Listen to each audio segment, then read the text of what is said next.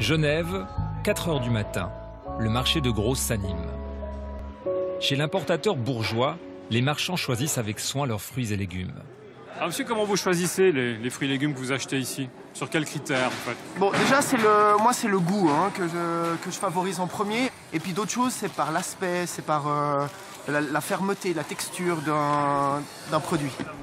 Le côté vitamine, c'est quelque chose auquel vous pensez quand vous achetez? Alors moi, je fais pas d'analyse, bien sûr. Donc moi, je peux pas tester comme ça. Moi, c'est surtout au niveau qualité, fraîcheur, que je vois plus ou moins qu'un produit est bon, a l'air bon en tout cas.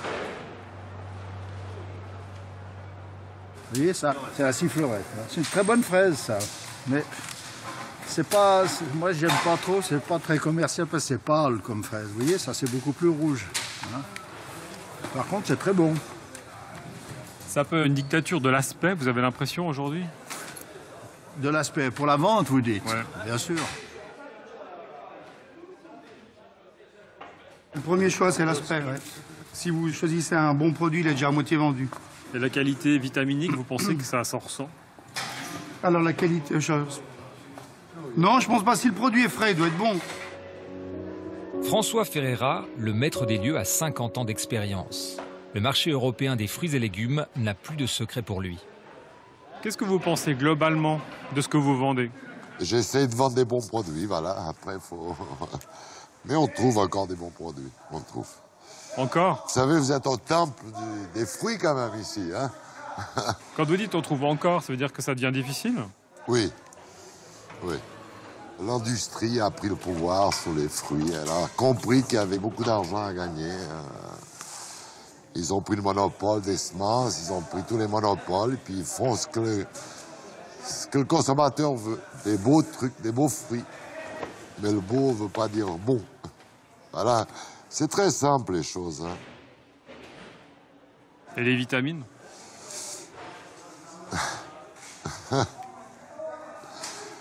Là, je ne sais pas. Ça, faut demander à un spécialiste des vitamines. Je ne crois pas trop qu'il y a des vitamines, non. Non. Moi, je ne crois pas, personnellement, mais bon. Vitamines, minéraux, oligo-éléments et acides gras essentiels constituent les micronutriments présents dans notre alimentation. Aujourd'hui, notre nourriture n'a jamais été aussi abondante, diversifiée, maîtrisée. Pourtant, les problèmes de santé liés à ce que nous consommons ne cessent d'augmenter. L'homme occidental mange trop. Il ingère des résidus chimiques aux effets délétères sur son organisme. Il ne bouge pas assez et ce qu'il absorbe est toujours plus pauvre en micronutriments. En résumé, en mangeant plus, il se nourrit moins et se retrouve carencé. Bon, la question c'était en fait qu'on avait quelques carences en certains micronutriments qu'on avait trouvés, donc c'était la vitamine D, la vitamine B12. Les carences micronutritionnelles, c'est quelque chose qui est bien présent, ça peut arriver jusqu'à 30% de la population générale. Et c'est vrai que c'est une question qui est importante et parfois même brûlante, tant pour les médecins que pour les patients.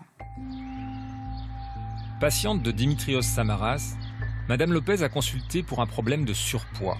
Restauratrice, depuis peu à la retraite, elle souffre également d'une fatigue chronique. On a beaucoup discuté, on a fait des analyses du sang et puis on a vu que malgré le poids, il y avait des carences. J'étais très perturbée et j'ai pris conscience qu'il fallait changer quelque chose. Alors j'ai essayé de l'écouter et j'ai beaucoup de confiance à Dr Samaras et j'espère qu'on va y arriver. Vous êtes une professionnelle de la nourriture, vous êtes restauratrice. Oui. Comment vous expliquez ça finalement? C'est très difficile à expliquer, oui. Oui. Oui. Quand on fait à manger pour les autres, et puis finalement, nous, on a des carences, c'est très difficile à expliquer, oui.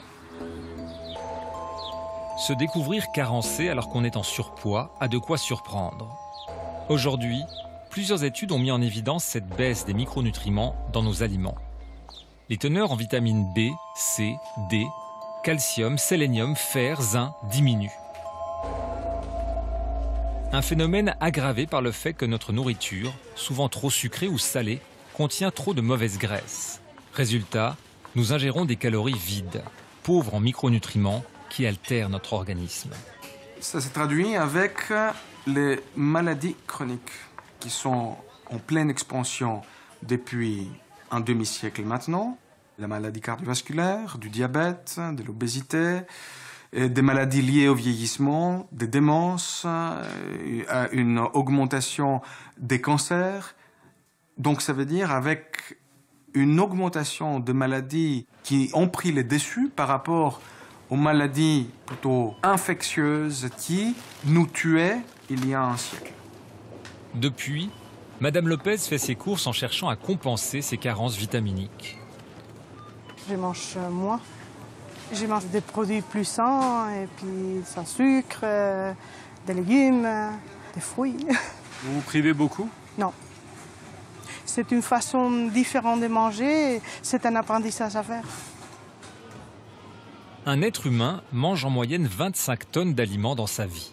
Or, fait surprenant, il n'existe aujourd'hui quasiment pas d'études scientifiques examinant le lien entre les micronutriments dans l'alimentation et la santé. C'est pas la même chose de faire une étude qui va par la suite promouvoir un médicament qui a coûté beaucoup d'argent dans son développement, mais qui va amener beaucoup d'argent aussi par la suite lorsqu'il sera vendu. Et à côté, avoir des études qui vont se faire sur les brocolis et les choux-fleurs. Qui a en fait une marque déposée sur les brocolis et les choux-fleurs? S'il y avait quelqu'un qui avait une marque déposée là-dessus, il ferait des études. Mais alors, pourquoi cette diminution des micronutriments? L'explication résiderait dans le sol, d'où provient 95% de ce que nous consommons. Les végétaux métabolisent plus de micronutriments lorsque le sol est riche. C'est aussi vrai pour les animaux qui se nourrissent de ces végétaux. Or, le modèle agricole dominant ne favorise pas la fertilité naturelle du sol. On est resté dans des schémas très classiques, je dirais, de nutrition. On sort de la guerre et on est resté en fait dans ce plan Wallon où le but c'est de produire, c'est de produire, c'est de produire. Donc on produit de la calorie, on produit du volume et moins des éléments riches en éléments nutritifs. Raphaël Charles est chercheur en agronomie. Ben voilà, là on a typiquement un sol de région de grande culture. Déjà le sol il est nu, il y a probablement eu un labour avant, il n'y a pas de résidus qui protègent le sol. Et puis on voit ce croûtage qui est effectivement assez dur à creuser. Et puis pour les plantes, pour pousser dans ce contexte-là, c'est vraiment pas terrible. Sans engrais minéral, sans apport d'azote, de phosphore et de potasse, il n'y a pas grand-chose qui va pousser. Donc c'est un sol pauvre à ce niveau-là. Il n'a pas cette capacité d'apporter des éléments nutritifs pour une bonne croissance des plantes. Mais comment fonctionne un sol? Comment sont produits les précieux nutriments dont nous avons besoin? Claire Lebaillon est biologiste et chercheuse à l'université de Neuchâtel. La vie cachée sous nos pieds est son terrain d'étude favori. On a une rencontre entre la matière organique qui arrive à la surface et la matière minérale, les argiles, les sables, les limons, qui viennent depuis les profondeurs, depuis l'altération de la roche. Et qui est-ce qui va favoriser le brassage de la matière organique avec la matière minérale? Ce sont principalement ici les vers de terre. Le ver de terre creuse des galeries, draine le sol et le rend habitable pour d'autres espèces. Il joue aussi un rôle essentiel dans la fertilité du sol. Le ver de terre sélectionne ce qu'il mange. Il va choisir des particules organiques, il va choisir des particules minérales. Donc il ne mange pas n'importe quoi, il ne mange pas la terre comme ça. Et à la sortie du ver de terre, il va y avoir des déjections. Et ces déjections, ce sont de véritables concentrés d'éléments nutritifs, directement disponibles pour les plantes. Donc si une plante passe par là avec ses racines, elle va trouver tout ce qu'il lui faut en termes d'éléments biodisponibles dans ces déjections, dans ces agrégats. Cet animal, que l'on appelle d'ailleurs l'architecte des sols fertiles, c'est un allié extrêmement précieux. Si vous avez un sol qui est fertile, de bonne qualité, un sol sain, en pleine santé, grâce notamment aux animaux du sol, eh bien, ce que vous allez manger par la suite sera évidemment de qualité.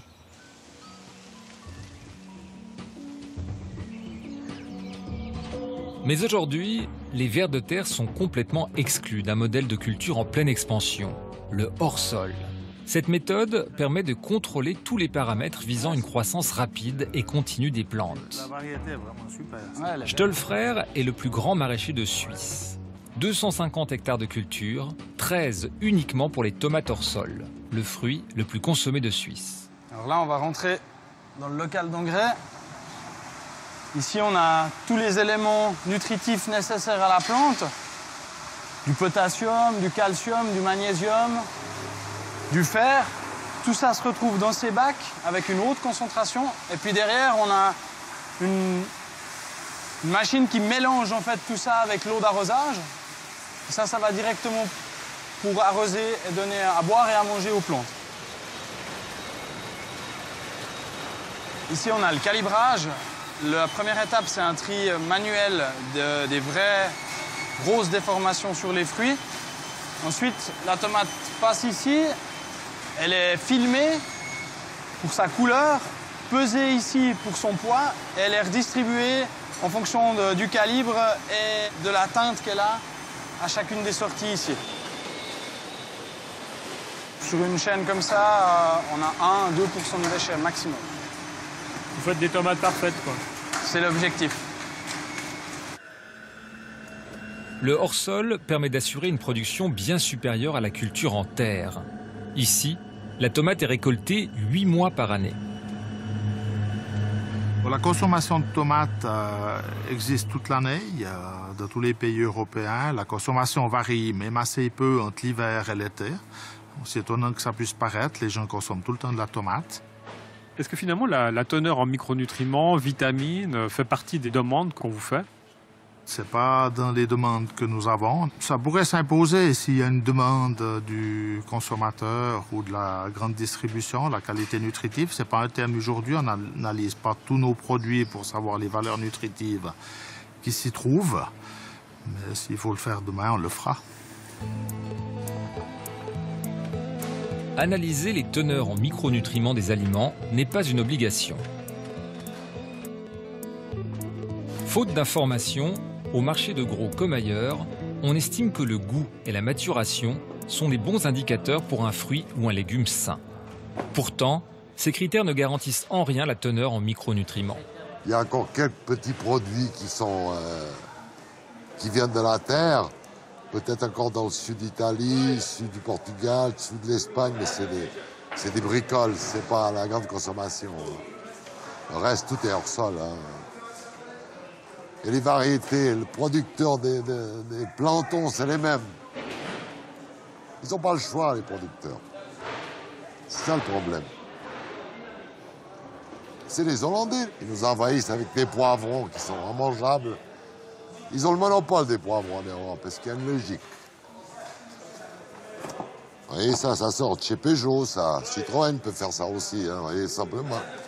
Tout le même format, tout le même calibre. Mais gustativement, c'est nul. C'est nul. Et pourquoi vous les vendez? Les Californiens, les gens, ils demandent des poivrons, il n'y a pas de choix. C'est magnifique, ça. Regardez ça. Ça sort pas d'une usine, ça. Est-ce que la nature donne des choses comme ça, naturelles comme ça? Je crois pas non plus. Hein. Mais encore une fois, c'est le consommateur qui a ça dans les mains. S'il dit non, je veux pas ça, j'achète pas ça, ben, au bout d'un moment, ils vont dire tiens, ça a changé. Faut qu'on fasse autre chose. Et puis, ils s'adaptent très vite.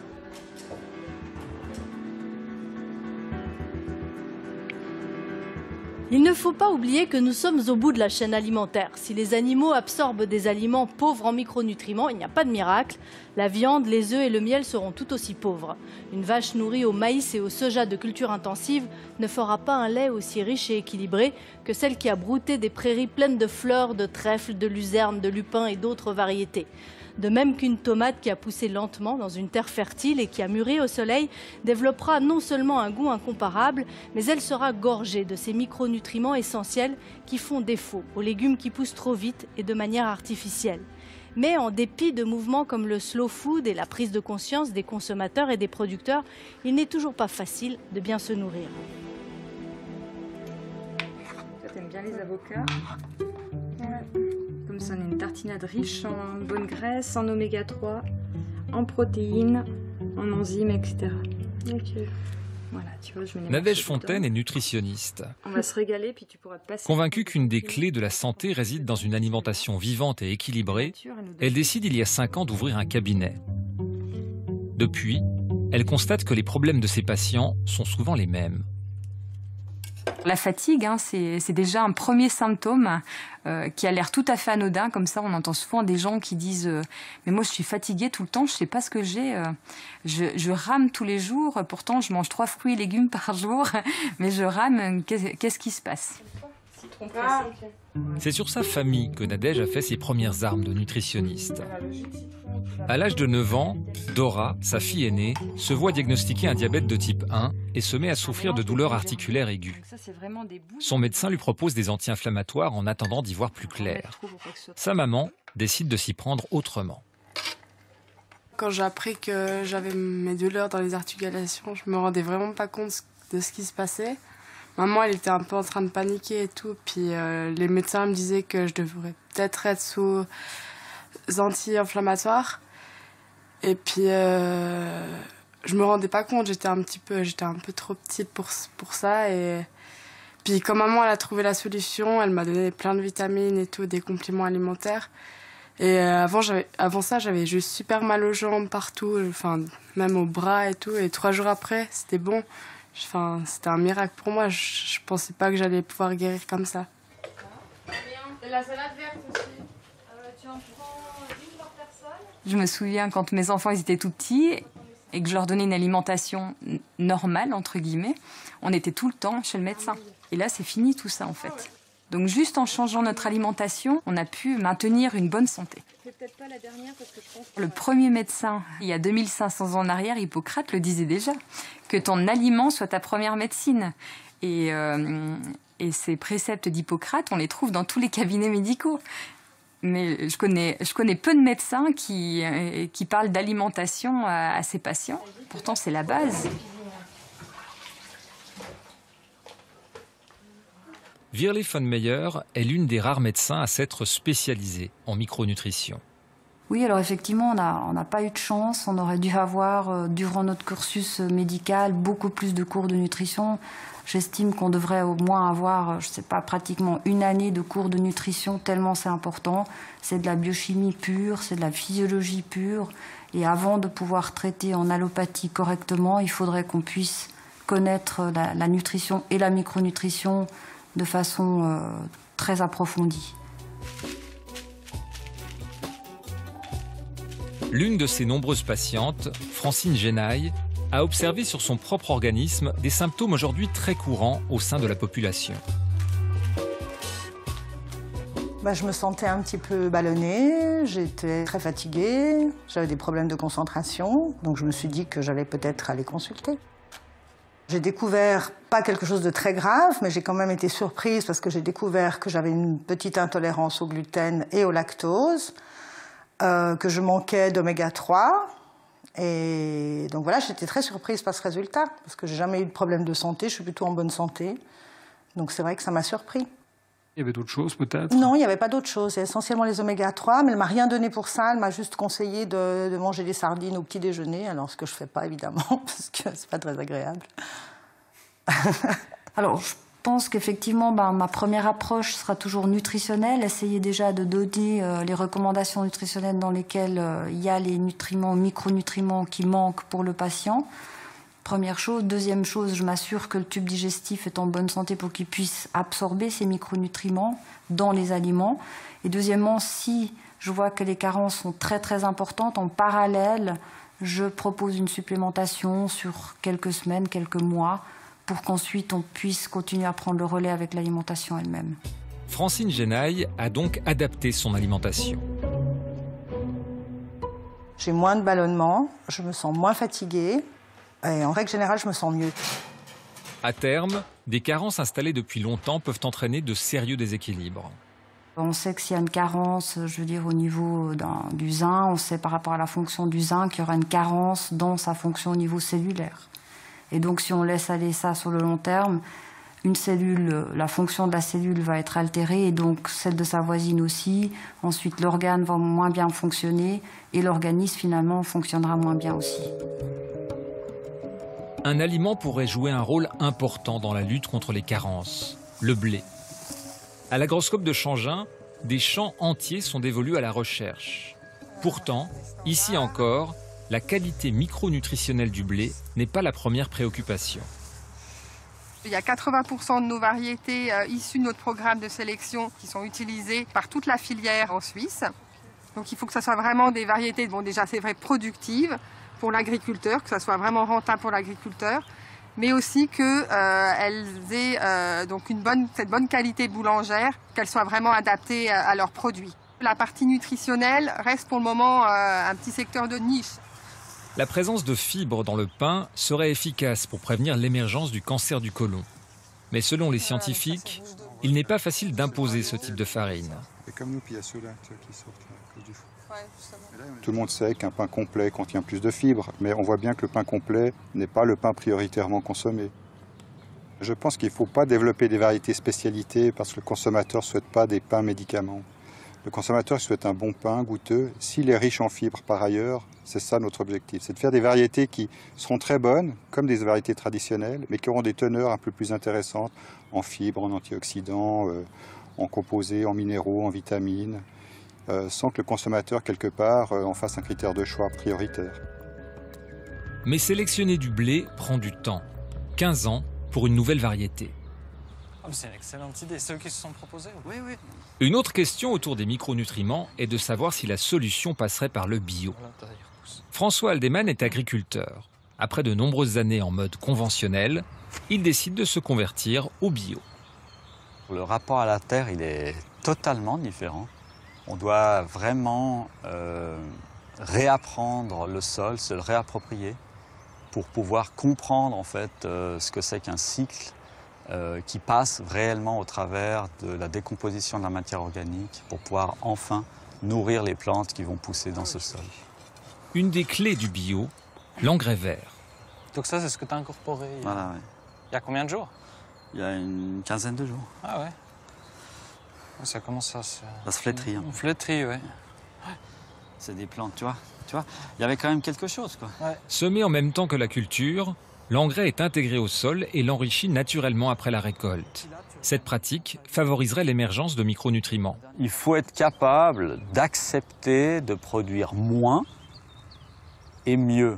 C'est-à-dire d'avoir des plantes qui poussent plus lentement, qui font des plus petits fruits, qui sortent peut-être moins de rendement à l'unité de surface, mais pour une qualité supérieure, plus riche en micronutriments notamment.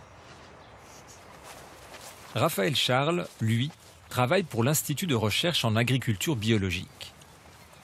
Entre 2014 et 2016, l'Institut participe à 3 méta-analyses recoupant plus de 300 études comparant des produits bio et conventionnels. La conclusion de la recherche est parlante. Les produits bio contiennent en moyenne 2 fois plus de micronutriments. Il y a les aspects problématiques liés à l'alimentation qu'on arrive à écarter grâce à l'agriculture biologique. Ce sont les pesticides qui ne sont pas présents dans les produits bio. Moins de métaux lourds aussi, le cadmium en particulier. Et puis l'autre élément qui est le côté positif lié à l'alimentation et qui est favorable pour l'agriculture biologique, c'est la présence par exemple d'antioxydants qui sont davantage concentrés dans les produits bio. La vie du sol. Il s'avère que les études montrent que c'est en fait lié à la nutrition des plantes qui passe par le sol en agriculture biologique que ça se joue.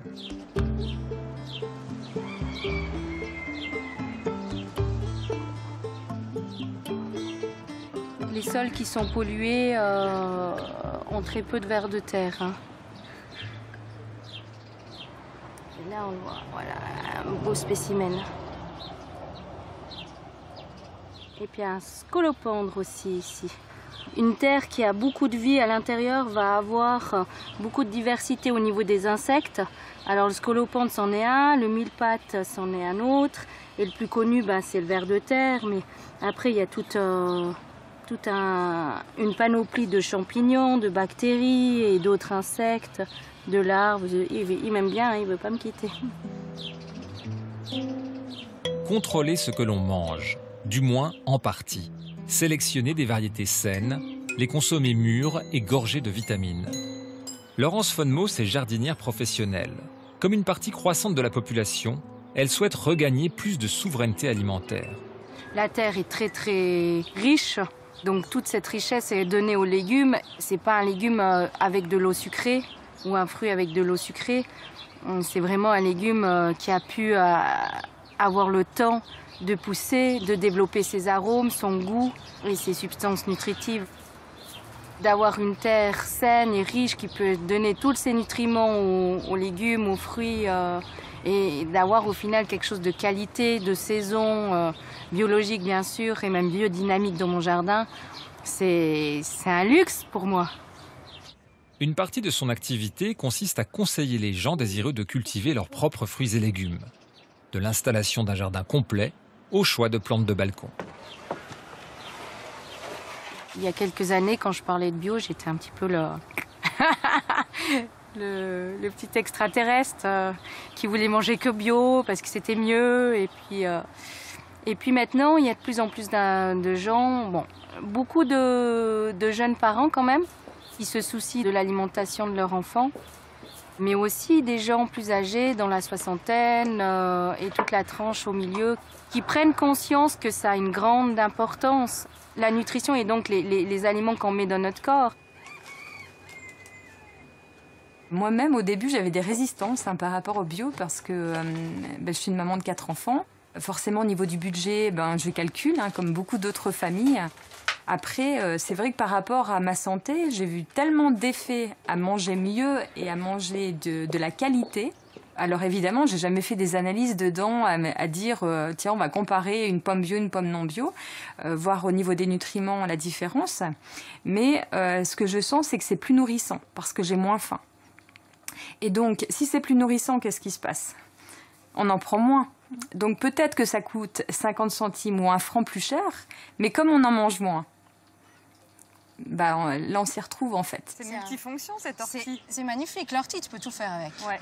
Tu peux la manger, c'est super nutritif, tu sais bien. Et tu peux en plus faire des produits pour soigner ton jardin. Non, c'est magnifique, je sais pas pourquoi les gens ils l'aiment pas. Oui, oui, tu fais des jus d'ortie. Je fais pas des jus d'ortie, mais je fais...